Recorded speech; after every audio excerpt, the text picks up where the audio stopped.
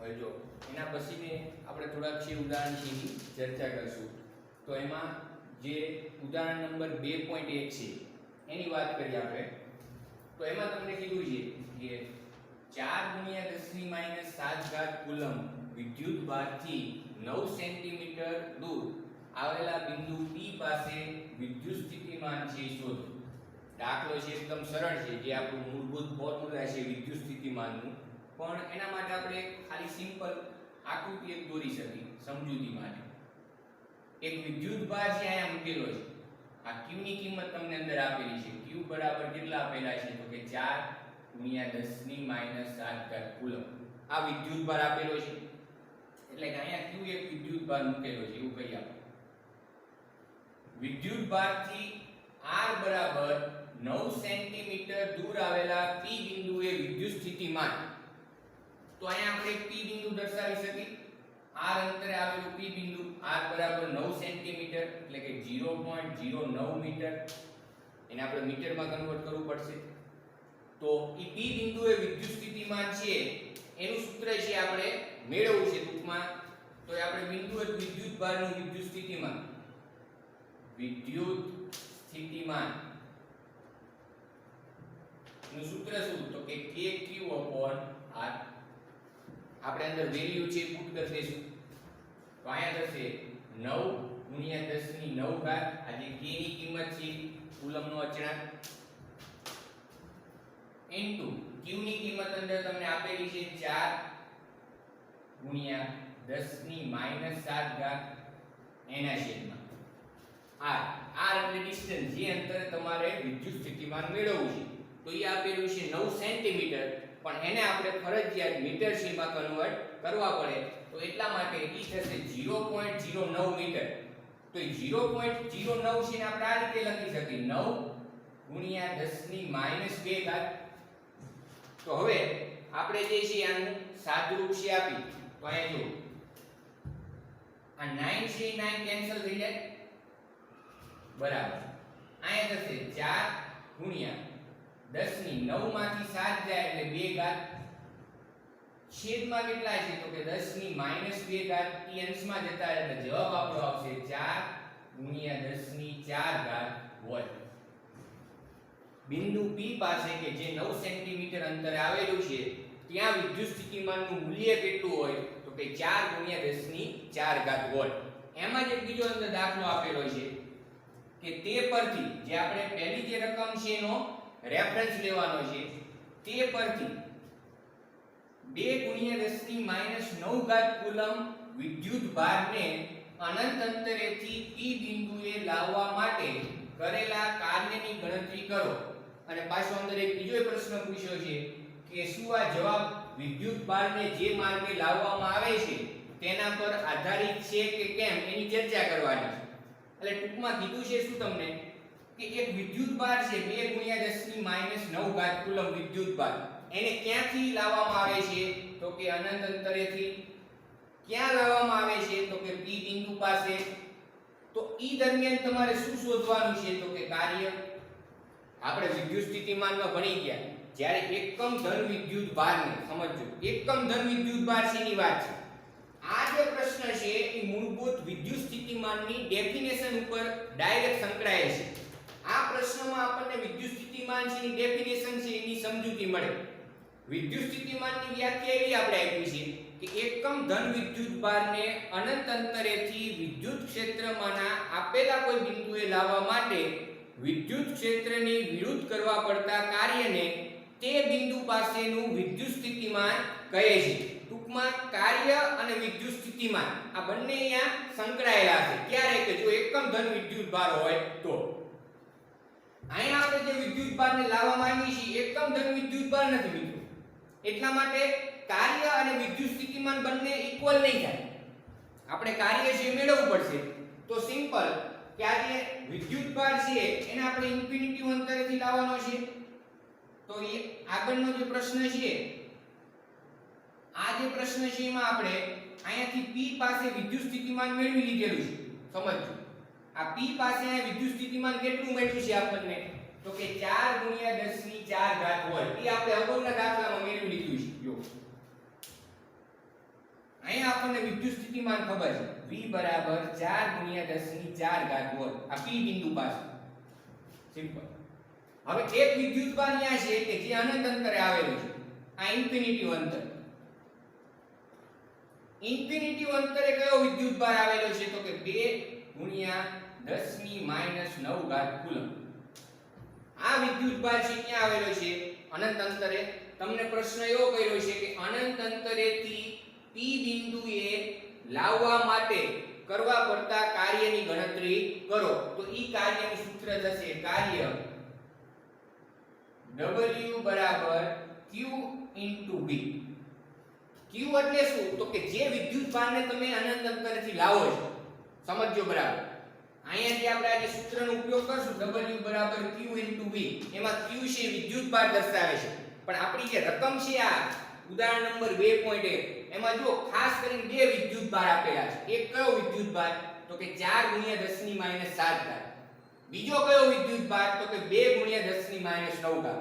તો અમુક જે સ્ટુડન્ટ છે આમાં કન્ફ્યુઝ થઈ જાય કે આપણે આ W બરાબર Q * V માં અહીંયા Q ની કિંમત કેટલી મૂકવી કારણ કે V તો તમને ખબર પડી.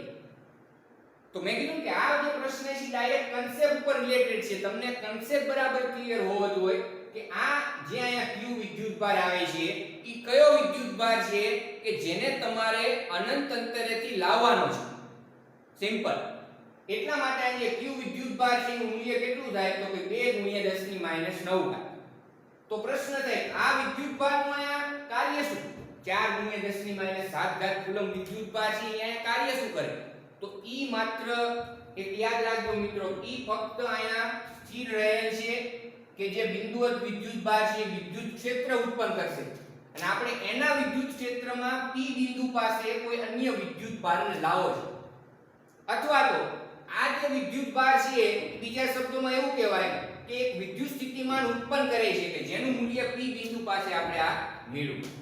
તો સિમ્પલ આ ખાસ યાદ રાખવાનું કે અહીંયા આપણે ઈ વિદ્યુતભારની કિંમત મૂકવાની છે કે જે એને અનંત અંતરેથી લાવવામાં આવે છે. એટલે કેટલો તો કે 2 ગુણ્યા 10 ની -9 ઘાત ઇન્ટુ V ની કિંમત તો આપણે મેળવી લીધી છે અગાઉ. કેટલી છે તો કે 4 ગુણ્યા 10 ની 4 ઘાત એટલે હું અહીં મૂકી દઈશ કિંમત. આનું તમે કેલ્ક્યુલેશન કરો. ગણતરી એકદમ સરળ છે. કેલ્સી ની જરૂર નહીં પડે. 8 ગુણ્યા 10 ની -5 ઘાત જૂલ. આ આપણો છે આન્સર થશે કે તમારે આ જે વિદ્યુતભાર છે એને અનંત અંતરેથી P બિંદુએ લાવો તો એના માટે આટલું કાર્ય છે કરવું પડે. અને ઈ કાર્ય મિત્રો ઈ વિદ્યુતભારની સ્થિતિ ઊર્જા સ્વરૂપે સંગ્રહ પામે. આ ખાસ વસ્તુ યાદ રાખવાની. તમે આ જે કાર્ય કરશો ઈ કાર્ય ક્યાં જાય તો કે ઈ કાર્ય જ્યારે આ વિદ્યુતભાર છે P બિંદુ પાસે આવશે તો ત્યારે એની સ્થિતિ ઊર્જા સ્વરૂપે સંગ્રહ પામશે. સિમ્પલ. હવે આગળ બીજો એના અંદર તમને પ્રશ્ન એવો કર્યો છે કે શું તમારો જે આ જવાબ છે એ વિદ્યુતભારને જે માર્ગે લાવવામાં આવે છે તેના પર આધારિત છે તો કે ના. આપણે અગાઉ પણ વાત કરેલી છે કે વિદ્યુતભારને આપેલા વિદ્યુત ક્ષેત્રમાં જે તે બિંદુ માટે લાવવા માટે થતું જે કાર્ય છે એ ક્યારેય માર્ગ ઉપર આધારિત નથી. સમજજો. ઈ ફક્ત શેના ઉપર આધારિત છે તો કે એના પ્રારંભિક અને અંતિમ સ્થાન ઉપર. જેમ કે આપણે આ જે વિદ્યુતભાર છે એને આપણે અહીંયાથી અહીંયા લાયા તો આ એનો માર્ગ થયો. જો આ પહેલો માર્ગ છે. માની લો હું એ બીજો માર્ગ અહીંયા દર્શાવું.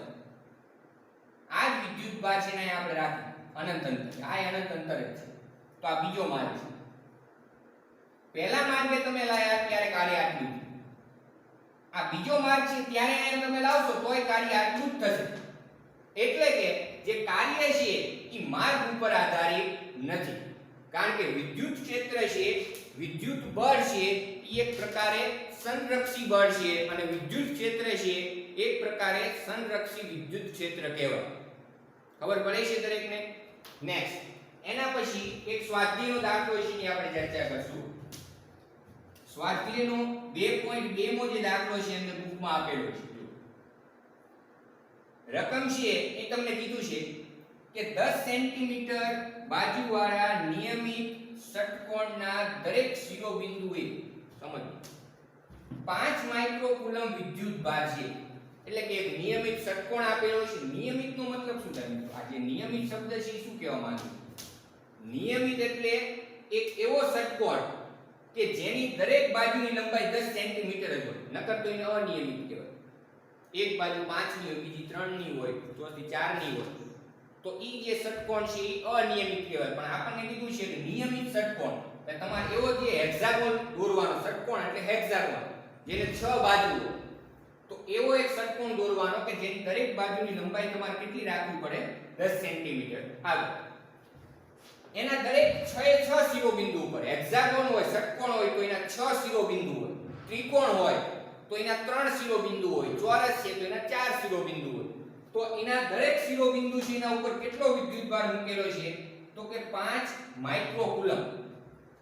અને તમારે મેળવવાનું શું છે? તો કે ષટકોણના કેન્દ્ર ઉપર સ્થિતિમાનની ગણતરી કરો. સિમ્પલ. એટલે હું અહીંયા પહેલા એક આકૃતિ છે દોરીશ. જો આપણે એક ષટકોણ છે એની આકૃતિ છે દોરવી છે.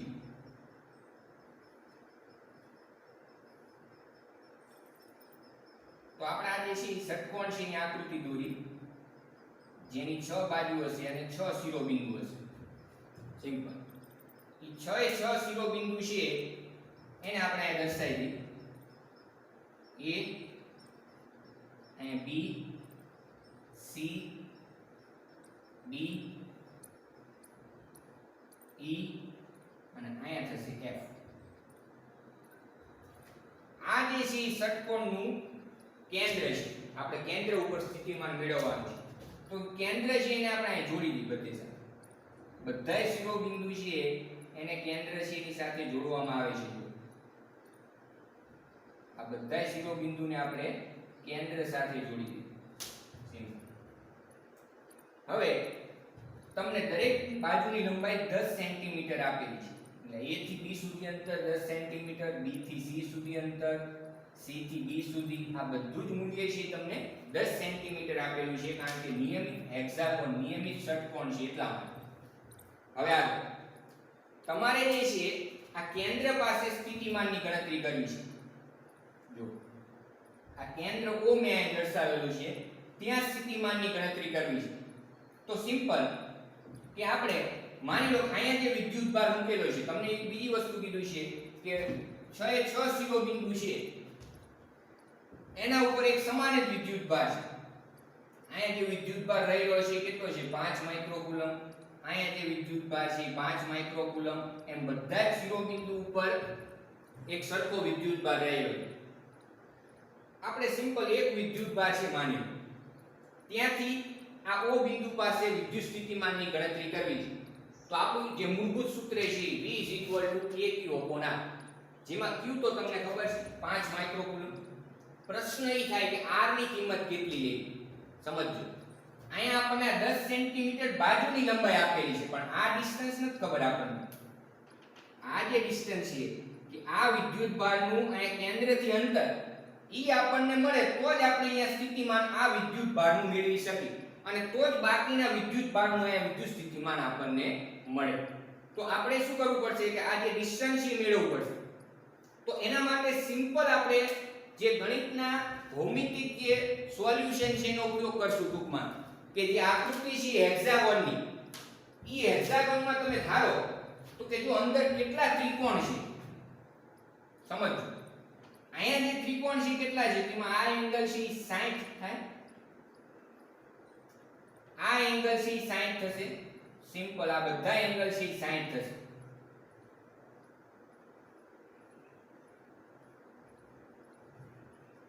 ટોટલ એંગલ કેટલો થાય? તો કે 360 ડિગ્રી. હું ખાલી આ એક ત્રિકોણની વાત કરું છું.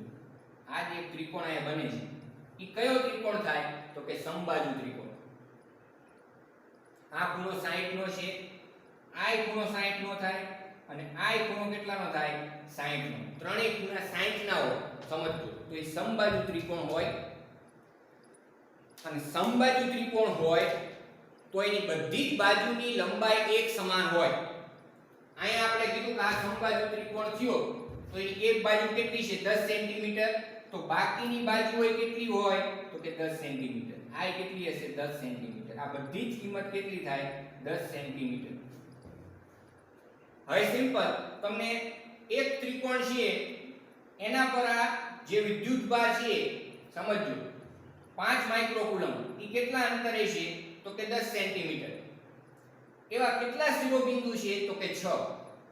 અને 6 એ 6 શિરોબિંદુ અહીંથી 10 સેન્ટીમીટર અંતરે કહેવાય. દરેક ઉપર કેટલો વિદ્યુતભાર છે? 5 માઇક્રોકુલમ. એટલે આપણે બિંદુ O પાસે એટલે કે ષટકોણના કેન્દ્ર પર વિદ્યુત સ્થિતિમાન ષટકોણના કેન્દ્ર પર વિદ્યુત સ્થિતિમાનની ગણતરી કરવી છે. તો સિમ્પલ આ એકના કારણે વિદ્યુત સ્થિતિમાન KQ/R, બીજેના કારણે વિદ્યુત સ્થિતિમાન એટલું થાય KQ/R, કારણ કે Q અને R બંને કેવા છે? એક સરખા. એવા કેટલા વિદ્યુતભાર ને કેટલા સેમ ડિસ્ટન્સ છે? તો કે 6. તો આપણે સિમ્પલ આ લખી નાખશું કે બિંદુ O પાસે વિદ્યુત સ્થિતિમાન V KQ/R * 6. મિત્રો ખબર પડવી જોઈએ કે આ 6 શાના માટે લખ્યા? તો કે આપણે શિરોબિંદુ કેટલા છે? 6. 6 એ 6 ઉપર એક સરખો વિદ્યુતભાર અને દરેક વિદ્યુતભાર કેન્દ્રથી કેટલા અંતરે છે? તો કે r જેટલા સમાન અંતરે. હવે આપણે આમાં કિંમત મૂકી દેશું. 6 * 9 * 10⁹ Q ની કિંમત 5 માઇક્રોકુલમ. 5 માઇક્રોકુલમ એટલે 5 * 10⁻⁶ છેદમાં r. r એટલે ડિસ્ટન્સ, તો એ કેટલું છે? 10 સેન્ટીમીટર. તો કે અહીંયા 10 * 10⁻² મીટરમાં આપણે કન્વર્ટ કરવા પડશે. હજી આપણે આનું કેલ્ક્યુલેશન કરીએ તો અહીં જો 6 * 5 એટલે 30, 30 * 9 એટલે 270, 270 * 10⁻³ થાય. 9 માંથી 6 જાય તો કેટલા રહેશે? 3. જો આવા જે બધા દાખલાઓ છે એમાં મોસ્ટ ઓફ કેલ્સીની જરૂર પડતી નથી હોતી. તમે સિમ્પલ સાદી છે મૌખિક ગણતરી પણ કરી શકો છો. તો અહીંયા આવશે 10⁻⁻⁴. આગળ 270 * 10⁻⁴ થાય. 10⁻⁴ અંશમાં જતા રહ્યા. તો આને તમે આટલું લખો તોય ચાલે. આ તમારો જવાબ થઈ ગયો. અથવા તો આને આપણે આ રીતે લખશું 2.7 * 10⁶. 270 છે 2.7 લખો એટલે આ જે ઘાત છે એ વધી જાય. જવાબ આવશે આપણો 2.7 * 10⁶ વોલ્ટ. આ આપણો જે છે એ વિદ્યુત સ્થિતિમાન છે એ ષટકોણના કેન્દ્ર ઉપર થાય. તો મિત્રો જે બોર્ડ ઉપર છે એ તમે એકવાર ધ્યાનથી નોંધ કરી શકો છો અથવા તો તમારા મોબાઈલમાં એને સ્ક્રીનશોટ પણ પાડી શકો છો.